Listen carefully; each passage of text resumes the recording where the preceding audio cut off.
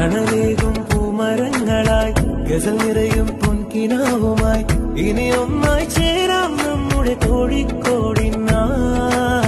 തണലേകും പൂമരങ്ങളായി ഗസൽ നിറയും പൊൻകിനാവുമായി ഇനി ഒന്നായി ചേരാം നമ്മുടെ കോഴിക്കോടിനായി.